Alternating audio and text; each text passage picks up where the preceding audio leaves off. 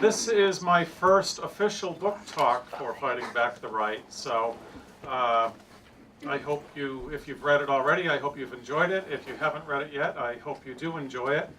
People ask me to explain, what it's all about, of course, and I think the easiest way to describe it in a nutshell is that if you're a fan of Glenn Beck, you probably aren't going to be interested in Fighting Back the Right. If you have a Rick Perry 2016 sticker on your car, you might not want to pick up Fighting Back the Right. But I'd like to think if you're anywhere to the left of that, it's something that you might find worthwhile. You don't necessarily have to be a social democrat or a Bernie supporter to embrace the idea of fighting back against the right, because the way things have gone in this country, I think even moderates need to think, how can we move things back to normalcy in this country. So I'd like to think that the book was written for the reader who is frustrated by what's happened in America over the last generation or so. The reader who would like to see more rational, progressive, and what I call human-centered public policy get traction in America. The reader who's concerned about what might be called the wingnut element taking hold in this country. I think that's a term that we really didn't use in politics a generation ago, but it is quite applicable in American politics these days, unfortunately. And I'm sorry? Define wingnut? Well, I'd like to give a little bit of a presentation, and then I definitely do want to do Q&A, but I don't want to derail the talk too quickly. So anyway, I guess I could give you a little bit of an example of at least the category of what I would consider wingnut, maybe if not defining it. People such as, for example, Sarah Palin, Michelle Bachmann, even the Rubios and Cruzes of the world, the Rick Santorums of the world, who think that birth control is still an issue in modern America. We would have thought a generation or so ago that we got well beyond that. But no, in today's America, these are still issues. Rick Perry launching his presidential campaign in 2012 with a prayer rally that filled a football stadium. That would have been unthinkable even in the Republican Party a generation ago. But not only was it successful, moving him to the head of the pack as soon as he announced, but this year Bobby Jindal is going to replicate this ingenious strategy by launching his presidential campaign with a prayer rally as well. So this is the trajectory that American politics has taken, and I would define it, maybe you wouldn't, but I would define it as rather wingnut. And that's what I mean by the term. So, and we also have we had a congressman, not a backwoods state legislator from somewhere down in the rural South, not a mayor from rural Alabama, but a U.S. congressman sitting on the House Science Committee who declared that evolution and the Big Bang are lies straight from the pits of hell. Okay, this is a man who's elected to U.S. Congress and put on the panel to craft science policy for this country. And we've got him saying evolution and the Big Bang are lies straight from the pit of hell. That's Representative Paul Brune from Georgia, who I believe just stepped down after this last election.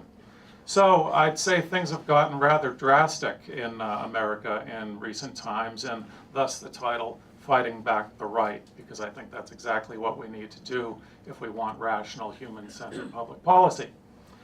So it's not overly dramatic to characterize this as an attack on reason, and thus the subtitle of the book, Reclaiming America from the Attack on Reason. And if we're talking about the attack on reason, there's a lot of territory to cover, and I could never cover it all just sitting here now. But I'd like to focus on one particular area, and that would be the area of just anti-intellectualism generally in America.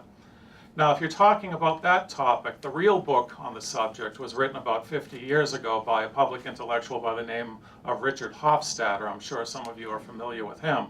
He wrote a book that actually won a Pulitzer Prize, so he's got a leg up on me, that's for sure. But it's called Anti-Intellectualism in American Society. Written in 1963, and it won the Pulitzer Prize that year, or 64. But the really interesting thing about it is, written at that time, keep in mind this is the Kennedy era now, intellectuals were quite optimistic about the direction of America at that time. They were looking out and they were saying, you know, we're heading in the right direction. We've got a president who can write books, and I know our president now can write books too, but that hasn't always been the case. And we have a president who was surrounding himself with intellectuals. He was an idea man, and he liked to debate ideas, and things were looking good.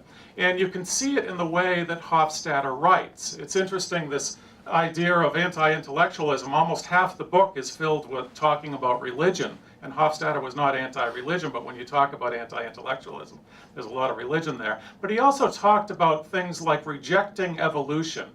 And this is a man writing in the 1960s now, and he's talking about the concept of how Americans, you know, sometimes reject evolution. But he talks about it in the past tense, like, well, thank goodness that's not an issue anymore. We're beyond that, aren't we? You know, with the Scopes trial, and, you know, sure, maybe there's a few hillbillies out there who still reject evolution, but now in modern America, 1963, thank goodness we're beyond that. Can you imagine what Hofstadter would think of the American landscape today, where we not only have almost half the population rejecting evolution and thinking that the world is less than 10,000 years old and that humans were put on this planet in the form they are now just a few thousand years ago, but we have people running and winning a high office in this country, sitting in Congress, who believe that, or at least say they believe that, running for president. The GOP primaries now, these people are usually asked, do you accept evolution or not? And half of them will raise their hands and say, no, they do not, because they know the electorate, the American public, expects that of them. That should be, I believe, horrifying. You know, that's one reason I got involved in the secular movement years ago.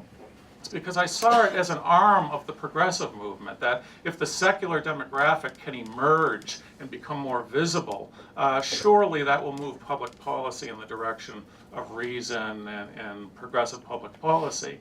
And it's very disheartening for me, and I think for many others, to look out at America today and see not only how we have not progressed since 1963 in many ways, but how we've actually taken steps backwards. I mean, surely anti-intellectualism is more of a problem today than it was back then.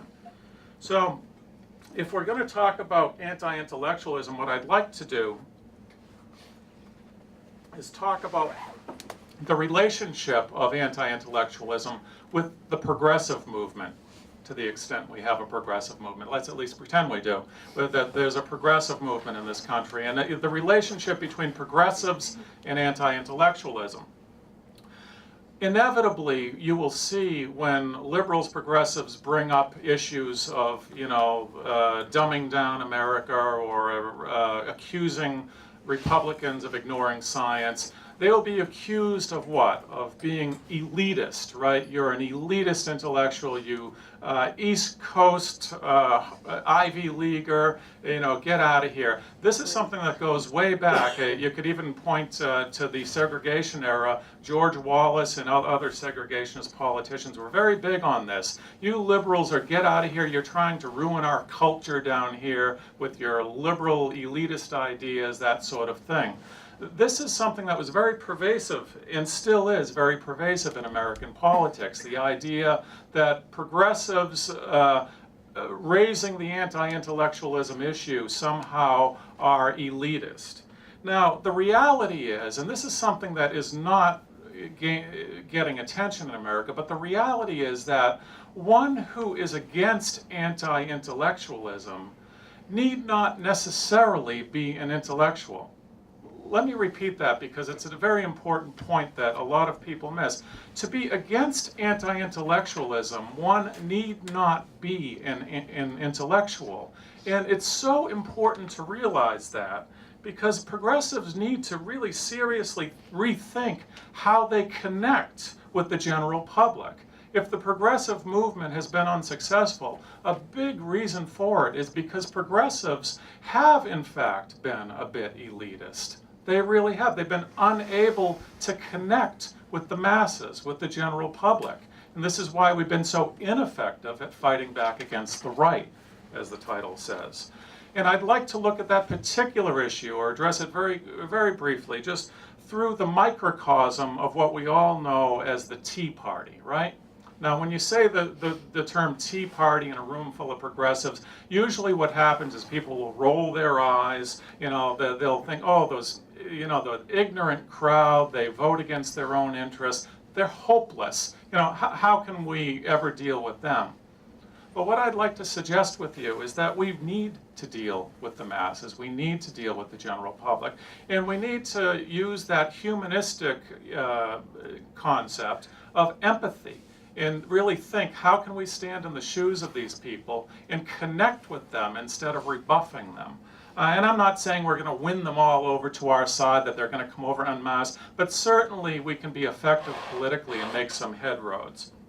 We can't dismiss Tea Partiers and people who are sympathetic to Tea Party thinking.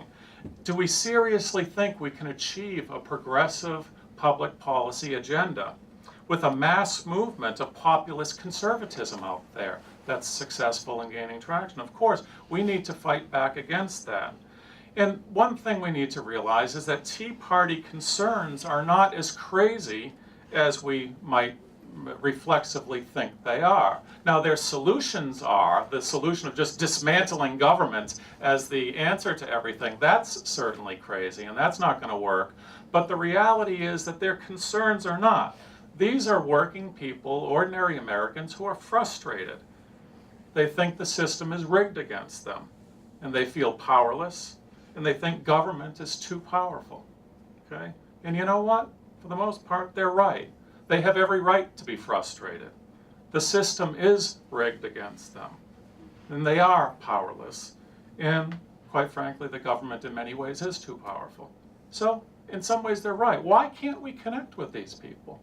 Okay? Why can't progressives connect and communicate and build a movement with people whose, emotions and reflexes are not as crazy as we might think? Their solutions, as I said, are. So what we need to really do is talk to people about the idea of institutional power. Certainly we need to question government, and we need to question governmental power, but what about the other institutional power? If there's one thesis, one takeaway thesis that I'd like to leave this group with, is that a key to understanding American society, including American politics, is that Americans have not come to an understanding of institutional power, and especially corporate power. It is out of control in this country. It's out of control. And you know what? Even Tea Partiers know that. They do. That they are fed up with multinational corporations, If you go to D.C., and I go there quite frequently, it is a city filled with lawyers and lobbyists. And you know what? 99% of them are working directly or indirectly for corporate interests. They're not working for the interests of ordinary voters. They don't care about the interest of ordinary voters. They care about the interests of their clients, and their clients are corporate interests. We all know that this country is owned and controlled by big business. And I'm not saying that as a vehemently anti-business person. I'm saying if we want human-centered public policy and real democracy, we need to control and rein in corporate interests. And that's a big part of the message that we can communicate, and I believe will resonate with a mass audience, with these people that we tend to brush off as so hopeless. We ain't gonna win by brushing them off as hopeless. We have to include them and communicate with them, and that's an important point that I make. So, anyway, I could go into more detail. I never did ask how long I was expected to talk. There's a few things that I would like to mention as far as how we could communicate with a mass audience and be more effective at fighting back against the right. I go into quite a bit of detail in the book about it, just the nature of corporate power. There's a tendency to think that, well, big businesses and big corporations are quintessentially American. It's what America is all about. The business of America is business, right? But the reality is that corporate power was not around at the founding era. It did not exist. Corporations in a very different form existed.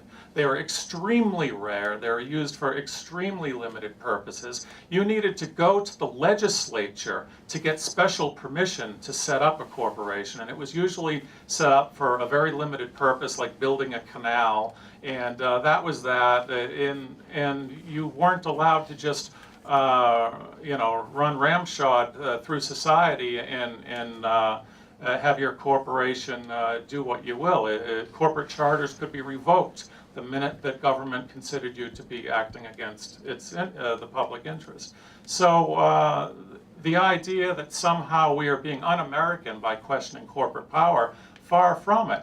Even the godfather of capitalism, Adam Smith, whom Rand Paul frequently refers to as, we need more Adam Smith in America. Well, Adam Smith would be appalled at the capitalism that we have in America today. Adam Smith was opposed outright to the idea of corporations because he was opposed to the idea of separating ownership from management. Even something that simple, even a small corporation where ownership was here and management was here, Adam Smith, no, can't do that. That's not good capitalism, okay? So when Rand Paul starts ranting about we need more Adam Smith, maybe we do need more Adam Smith, but not the kind that he's thinking of. So these are all things that can be communicated. It's not rocket science. It really isn't. It's not highfalutin intellectualism. It's just really common sense politics and effective communication, I think. And these are memes, if you want to use a term that Richard Dawkins invented, a meme that can resonate and gain traction in American society. And I think it's one of the best strategies we could come up with for implementing public policy on a long-term basis. And when I say a long-term basis, I'll close with this. If there's something to be said about corporate power, is that corporations are much more relentless and vigilant than any human being could be. We talk about the price of freedom, the price of liberty being eternal vigilance. Well, think about what a corporation is, okay? If a corporation is a person, okay, a corporation is a narcissistic and psychopathic person. And I'm not saying that with any bias. That is just the honest psychological assessment of what a corporation is. It is totally focused on nothing but its own self-interest at all times. That's the reason it exists. It's incapable of human emotion, of human caring, it has no concerns about family or friends or the next holiday or what it's going to do this weekend. It is totally focused 24/7 on what it wants. And if you want a good example of eternal vigilance at work and how corporations truly embrace the concept of eternal vigilance, consider the Glass-Steagall Act that was passed in the 1930s.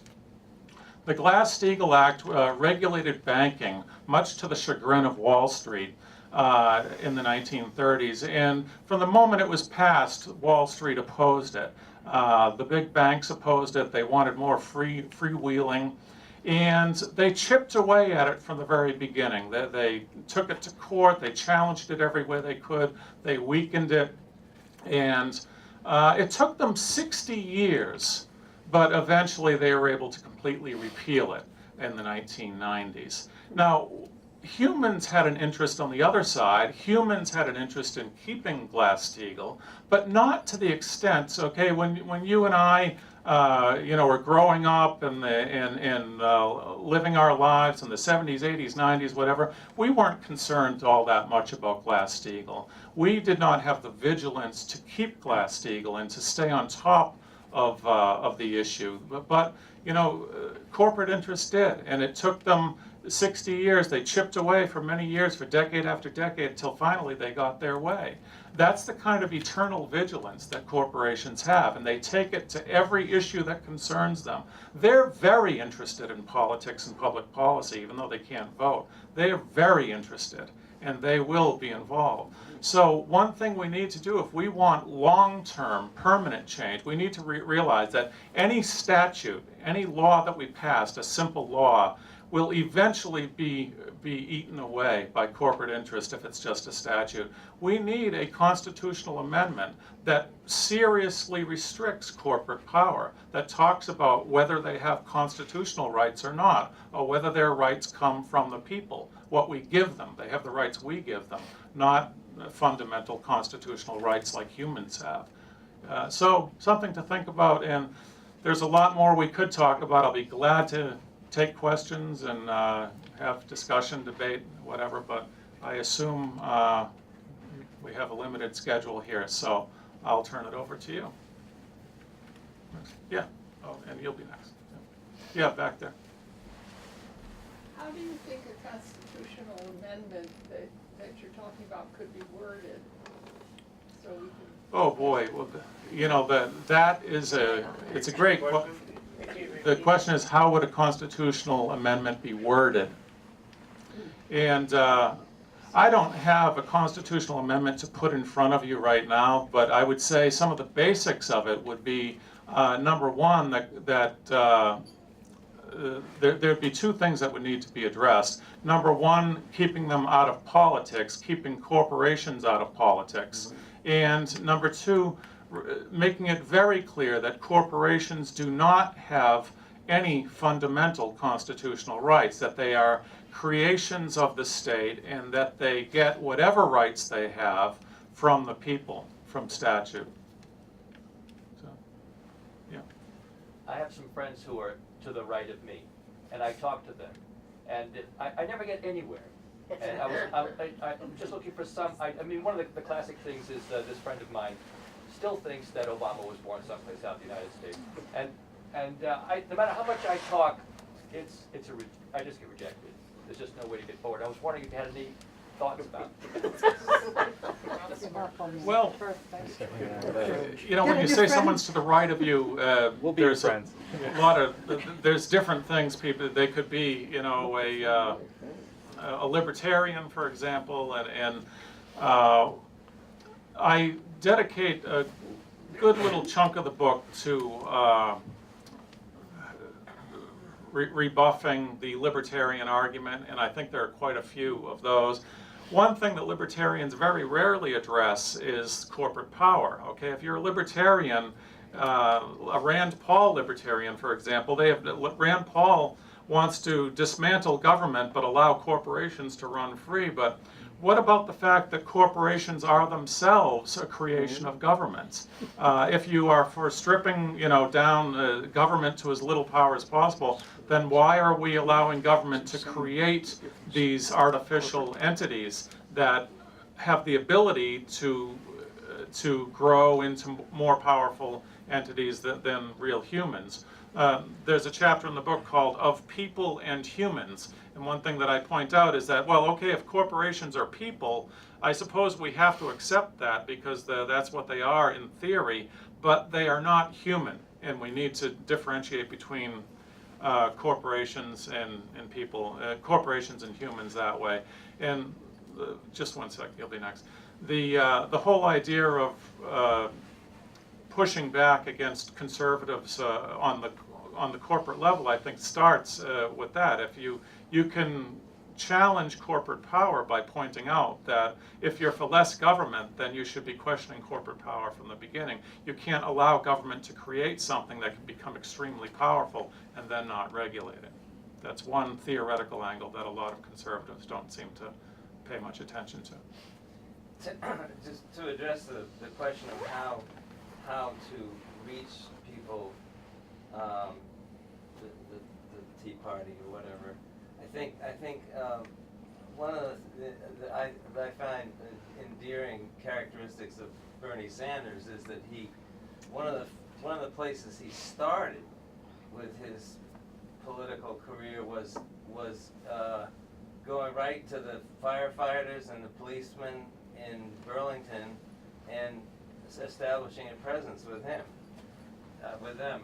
And he also, I'm a veteran and I use the VA which is down the road, and Bernie's there all the time. And this is serious Tea Party territory down there. Yeah. And when I go in, I look around, and I I feel comfortable in that I'm with other veterans, but I don't feel particularly comfortable politically. But Bernie, you know, he goes there and he stands up for these veterans. That's right. Because he picks an area where that's kind of neutral, where he doesn't, you can be for veterans, but that's enough right then and there, and that's what they need to know. And once he's establishes, I've sat in a room with him talking, it's amazing. Here's this guy with this Brooklyn, you know, a Jew from Brooklyn in Vermont, and yet he's getting there. with Yeah, that. yeah. No, I he's think- quite a phenomenon. He really And is. somebody like Jim Hightower, I think, is another person who takes the populist route. Yeah. You know? I mean, Vermont's a very unique state, as I'm sure you all know, but Bernie is a very unique politician, and it's too bad he is so unique, really, because he definitely has the ability to communicate to a general audience. Yeah.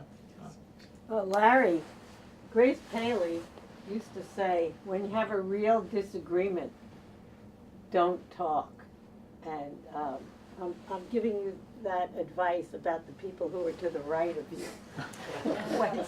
But what Jake says about Bernie is true. I mean, Bernie will get up there and say, you have to find common ground with people, even though it might only be one issue.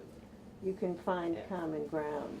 That's what Bernie always says. You know, it's amazing when we had this Take Back Vermont thing, and I was working in the rural area for the visiting nurse, and I'd go into these houses and I'd talk to the people, well, what do you mean Take Back Vermont? And they didn't even know what it meant. And then I'd say, well, what do you think of Bernie? Oh, Bernie should be president. You know, but I think that you can't just use the word progressive, because it doesn't mean anybody who is to the left of the Republican Party. Because in Vermont, we have a major party that's a progressive party, and there are 10 or 11 elected representatives in Montpelier.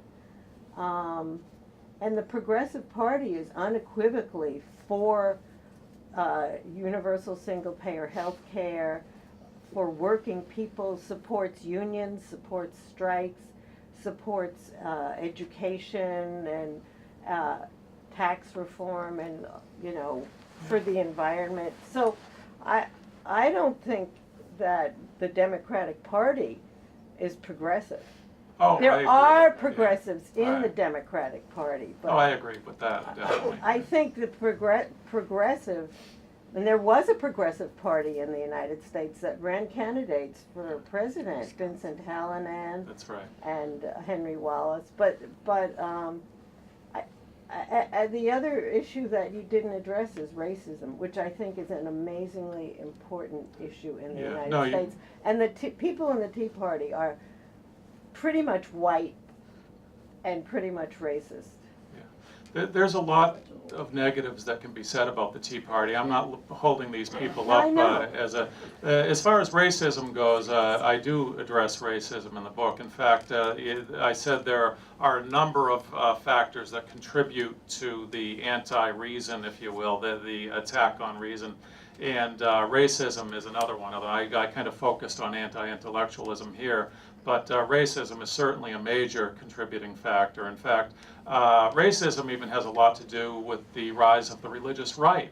The religious right, a lot of people think it was formed in the late 70s as a result of the abortion issue, Roe versus Wade in 1973. But the reality is much different. It was actually formed in response to attempts to take away the tax-exempt status of Bob Jones University, which had a segregationist policy and refused to get rid of it. So they lost their tax-exempt status, and several of the fundamentalist preachers down in the South decided, well, we've got to do something politically about this. And they realized that they couldn't really build a mass movement around a segregationist issue, so they kind of latched on to homosexuality and abortion as their go-to issues. But it was racism that really got the religious right started. And it was also racism that kept America from joining the rest of the developed world after World War II in adopting universal health care. There were bills, even in the Truman administration, to have universal health care in this country, kind of like a Medicare for all. Makes sense. It would be too simple and too easy, but the reason those bills were stalled is because Southern legislators were afraid that any national health care system would require them to desegregate hospitals and other medical facilities, and therefore they just wouldn't let it happen, and it didn't happen, and it took many decades for Obamacare to finally come around, and that's not exactly Medicare for all, is it? So racism is definitely a factor, and it's one of the other elements among many that I talk about. Yeah. Do you talk about immigration policy? you'll be I'm next. sorry. No. Do you talk about immigration policy at all? Not really, because it's there's certainly a racist element to that and all that. But as far as an issue that's going to be the catalyst for a progressive movement, I don't really see it, in my own personal opinion, as something that's going to be central to it. At least the strategy that I look at. So. Could you speak to the question of the separation of church and state? I was listening to what I call the local news from Burlington this evening, and there was a woman there who said that it wasn't fair just to have Christian holidays, that we should have Hindu holidays, and we should have Muslim holidays, and we should have all of the holidays. And my feeling is in a state school we shouldn't have any of the religious Well, generally speaking, the church-state separation has had a rough time since really the 80s. It's an area that I'm pretty immersed in right now as legal director of the AHA, and I see it around the country, and you just can't put out the fires fast enough, And even if you go into a particular jurisdiction and you get a consent decree where they promise they won't violate the Constitution anymore, a year later somebody's coming back to you saying they're violating the Constitution, they're praying at the graduation ceremony again. It's really an uphill battle. And what's happened is that, back, again, going back 50 years to the Kennedy administration, John Kennedy was elected saying that he believed in an absolute separation of church and state. That's his own words. That's how strong church-state separation was back in the 60s, that you ran for office waving the flag of church-state separation. I'm for absolute church-state separation. Now you've got a large part of the country saying that, well, there's no church-state separation in the Constitution. Those words aren't in the Constitution. Of course, the Establishment Clause is. It's in the First Amendment of the Constitution. But they've learned the lines to throw out, to challenge any effort to restrain religiosity in government. And it's not getting any better. That's all I can say about it. Is it's the idea of religious freedom has now, it's become a weapon to fight against church-state separation. That, my religious freedom gives me the right to have religion in the classroom, rather than church-state separation being something that should keep your religion out of the classroom. It's really just turned on a dime, and I don't see it getting any better anytime fast, because it's one issue that the Democrats don't seem willing to go to the mat on. And we at the American Humanist Association have tried to develop new strategies to approach the issue differently. We are arguing, instead of Establishment Clause, we've tried bringing cases with equal protection. In other words, claiming discrimination against atheists as a legal strategy. But that really hasn't been too successful either. We're trying like hell, but we're just it's a tough environment out there when even the Democrats aren't on your side. We went to the Supreme Court in Massachusetts. This is the court that gave us the Goodridge same-sex marriage decision. We thought, well, if nothing else, we're in the right forum, right? I mean, they broke new ground with the first same-sex marriage case. Surely they'll understand the idea that you can't discriminate against atheists. And we brought a case challenging a state law that requires daily recitation of the Pledge of Allegiance on grounds that it discriminates against atheists by defining patriotism with under God and all that. And they just kicked us right out. Unanimous decision saying no. that they didn't see it. So some of the same justices were on the court as were on the court from Goodrich. So, yeah. I think you said that corporations are people, but they are not human. Right. So does that mean that you support Citizens United, or where does Citizens United come in? Isn't that where we should start in getting corporations not defined as human? As well, people, sorry. well, that's an interesting point, and I'm all for controlling corporate power, but I think one thing we should realize is that the idea of a corporation being a person did not originate with Citizens United. The very concept of a corporation is that you are creating an artificial person under the law. By that we mean it's an entity that can sue and be sued. It's an entity that can enter contracts, that can breach contracts. So you are theoretically creating an artificial person. The word corporation comes from the same root as corpse. You're creating a body, a legal body. So the corporate personhood in itself is not so problematic. The problem is the rights that we give this person. It's an artificial state-made, man-made entity. It's not a real human being.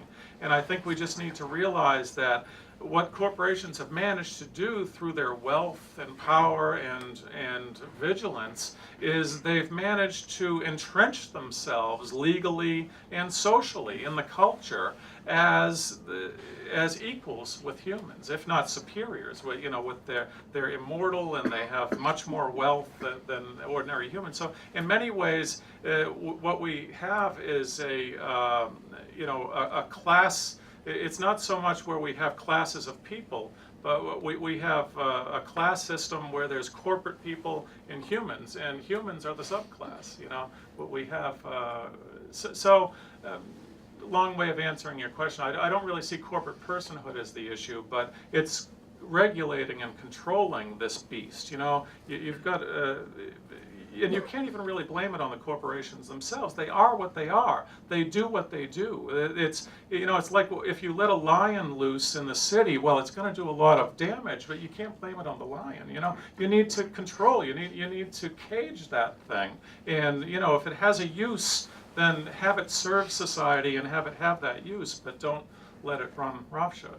So, yeah. Do you have any insight into why or how the evangelicals, who were very reformist in one period of American history, were the reformers, were the fighters for abolition and other social causes, evolved into the anti-reformists of today? That's one part of my question. And the second part of my question is there such a thing as an anti-progressive atheist? Second question first. Yes, very easily. Yeah, there's certainly such thing as anti-progressive atheists. I think there's quite a few, actually. I mean, Ayn Rand, for example, at least on economic issues, is very much eat what you kill and have very little concern about compassion for other humans, that sort of thing. So not all atheists are humanists, that's for sure. And so that's very easy. As far as the transition of evangelicals, it's an entire area of study, and I don't claim to be an expert on it, but I can say that one thing that happened is they became a majority, or they became more of a majority. A lot of evangelicals early on were very much in favor of church-state separation because they were worried about the established churches, the congregational churches up here in New England, the Episcopal churches down south. They were worried about the majority in established churches pushing them around. But once they got the numbers, it seemed like they were much less concerned about that. So. And I really don't know how reformist they are. I know, on the abolition issue certainly, but there are a lot of Southern evangelicals and Baptists who are very much pro-slavery as well. The Bible was used as a justification for slavery just as much as it was used as a reason to oppose it. So, yeah.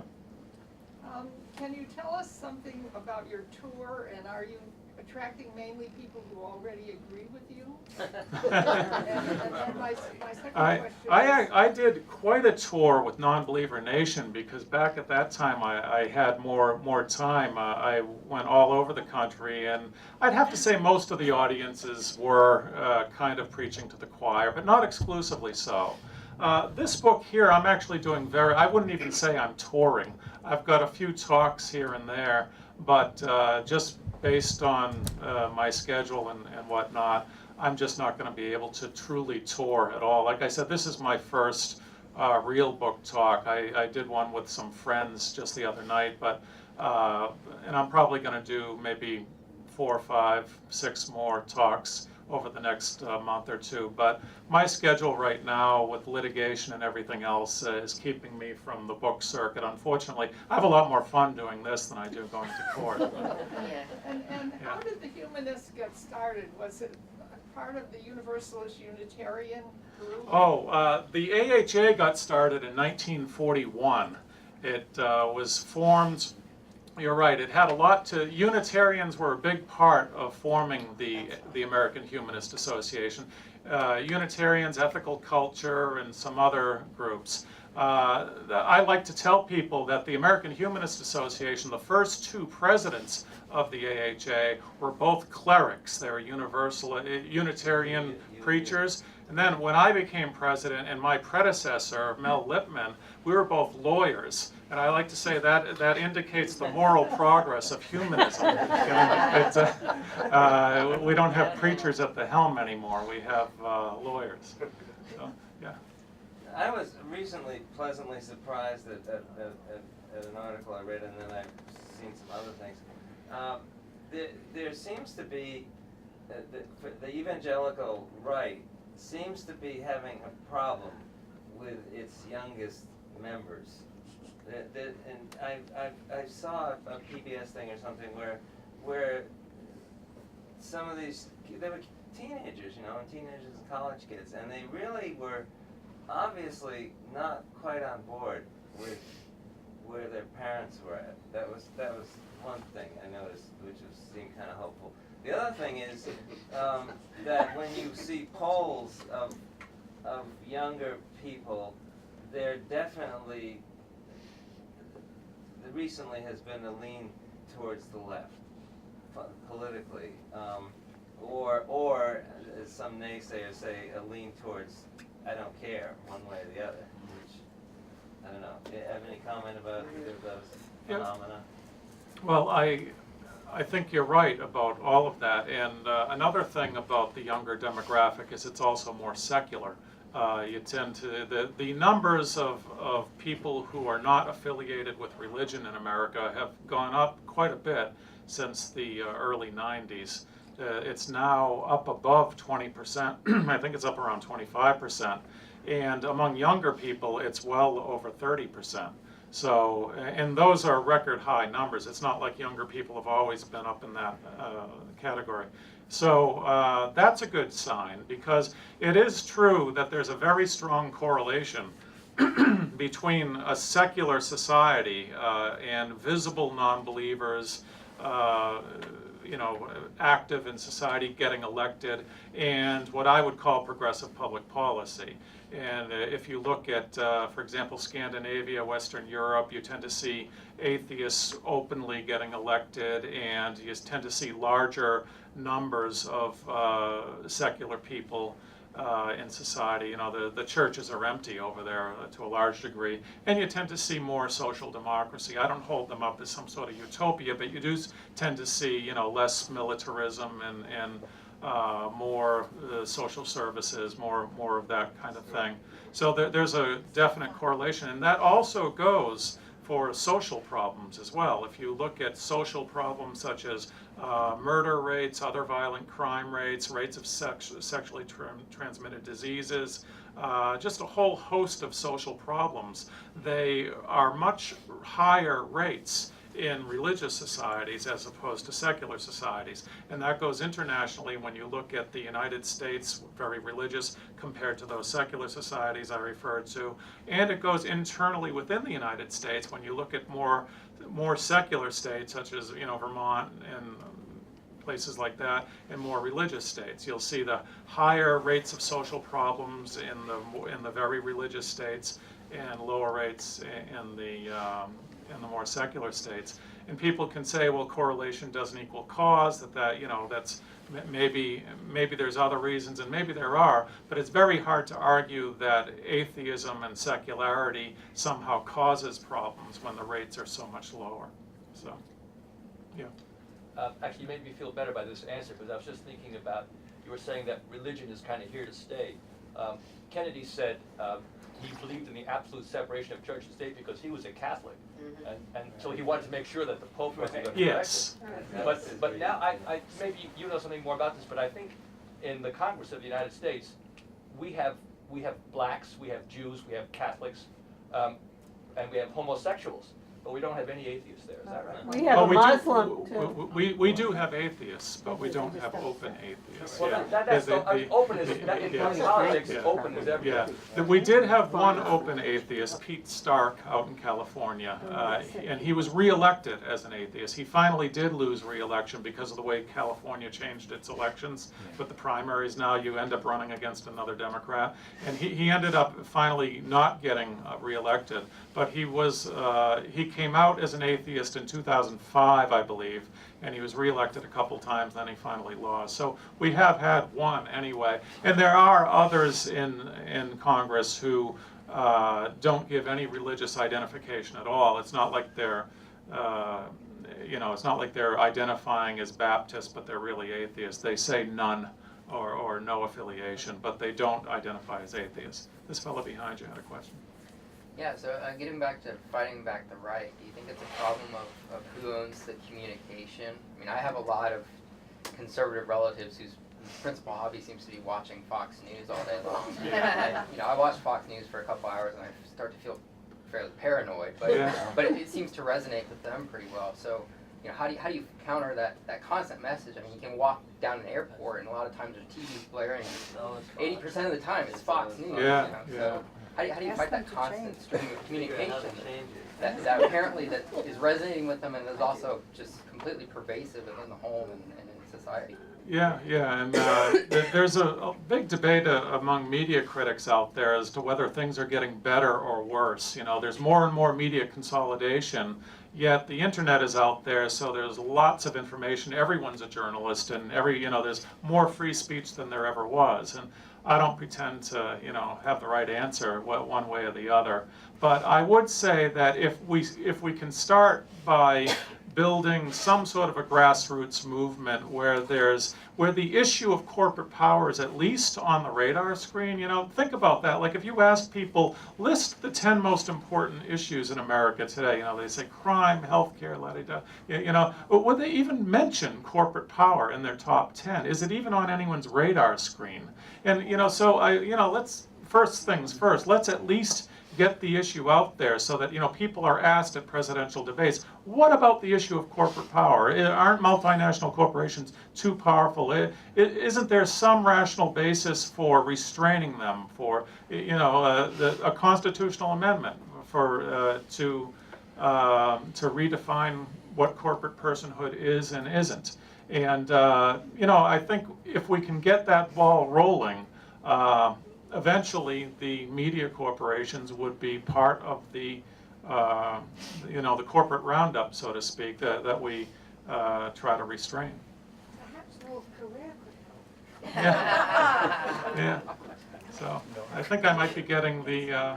Well, so I just wanted to say one thing and say to the group and to you more as a thank you, having read both your books and found myself just underlining and circling, and thank you for indexing, because both of your books are a treasure trove of facts regarding all the things you guys are talking about in terms of if you want to stand on firmer ground and know the facts, so that when you get into those conversations with your friends, that you can actually just give them some actual facts and stay away from the ideas, and just let them think about those facts.